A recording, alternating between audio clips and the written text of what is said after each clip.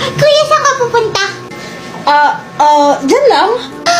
Papasok ka na sa work? Yeah, so kailangan ko nang umalis. Bye! Sama ko! Hindi pwede. May bag na ako. Sama ko.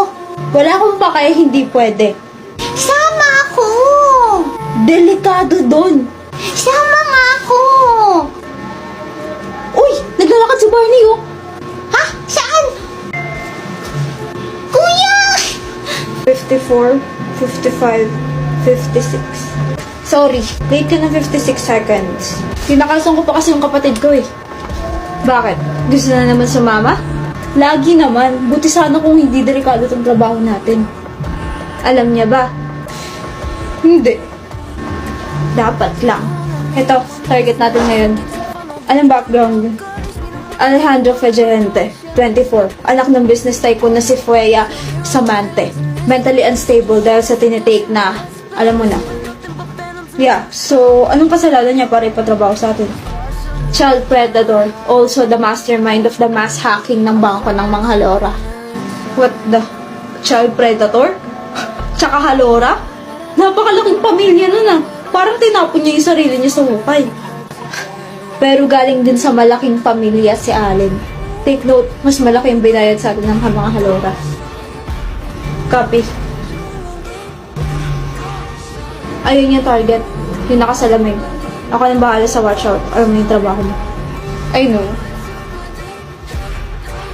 Mag-ready ka na. Any moment now. Here.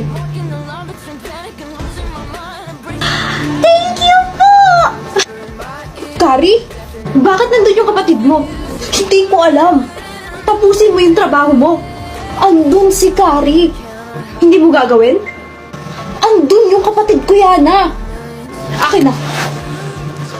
Ako ang gagawa. Tumabi ka dyan. Kuya!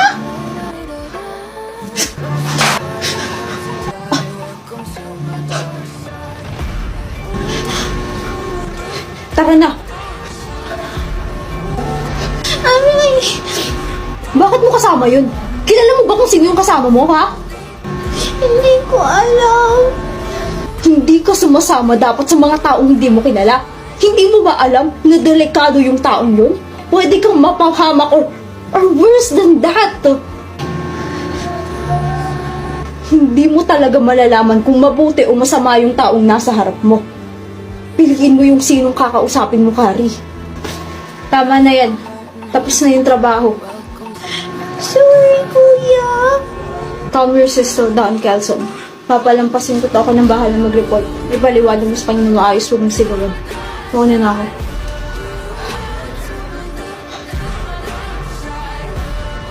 Sorry, kuya. Di mo alam kung anong pwedeng mangyari dahil sa ginawa mo.